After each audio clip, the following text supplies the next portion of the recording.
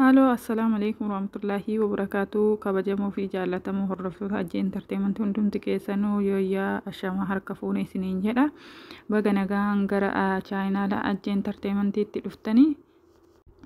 Egaa hadha viidiyoo haalaan bareedaa isinii qabadhee dhufee gara viidiyoo keenyaa seenuutiin duratti warri maatiin ta'in sabskraayibii laayikii godhaa maatii ta'a.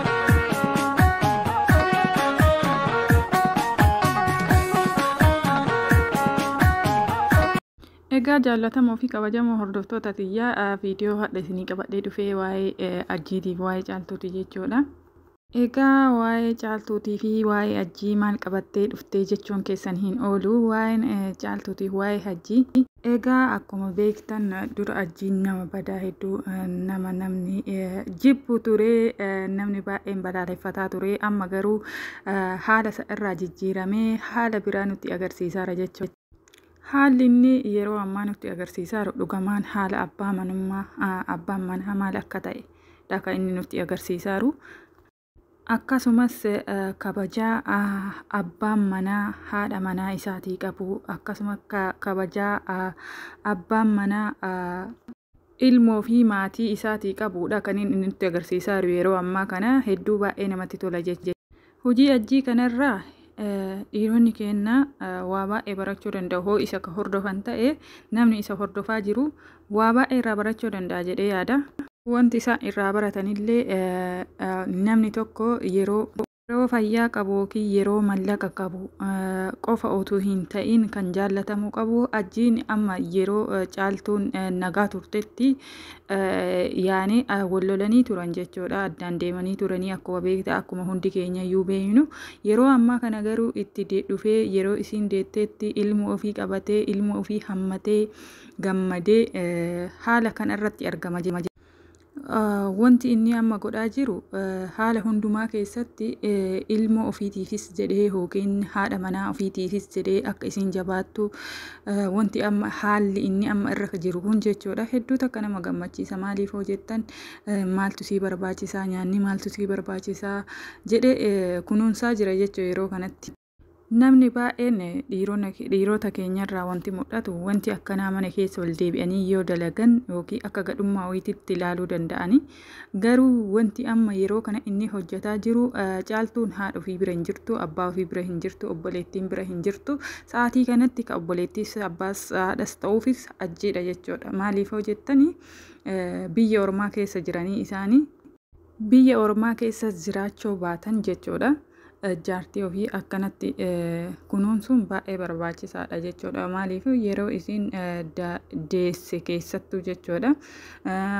Yeroo isiin iyyuu otoo iyyuu hin dahin kunuunsuun barbaachisaadha. Maaliif kunuunsuun kana qofaa miti, ciibsitee nyaachisuu qofaa miti, kabajaan kunuunsuudha tokkoffaa jechuudha. Amma fakkeenyaaf dhiironni keenya baay'een haadha manaa isaanii kabajanii yookiin arrabsuu danda'anii waan akkasii gadi buusuu danda'anii ergaa harka galfatanidha. Kuni kan ta'u jechuudha. Kuni ta'uu hin qabu.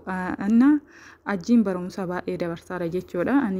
Hedduu natti tole amma akka duraasa otoo hin ta'in ammaan tana hedduu natti tole jechuudha. Kabajaan shamarran keenyaaf hin mala jedhee akkanatti dalaguun isaa hedduu takka nama boonsaa, hedduu takka itti gammadeera jechuudha. Mee amma fakkeenyaaf nu keessaa abbaan manaa kiyyaa dhugumaan akka Ajjii kana naa ta'ee jira. Warreen ilmoo argattanii jirtanis yoo ta'e abbaan manaa keessan gizee isin deessanii isin bira ture. Abbaan manaa kiyya dhugama akka Ajjii kana naa godheera yoo jettan mee komantii irratti naa barreessaa. Dammoo immoo abbaa manaa akka Ajjii barbaada warroonni jettan ka akkasii rabbiin naaf haa kennu jettan komantii irratti nuu kaayaadha.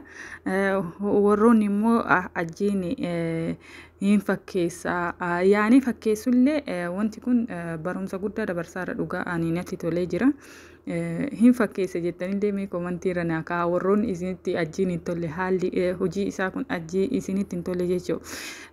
Kaleessa hoolaa qalee dheengadda marqee fadha bulluqa godhaaraaf jecha mashaallaa tabaarakallaa.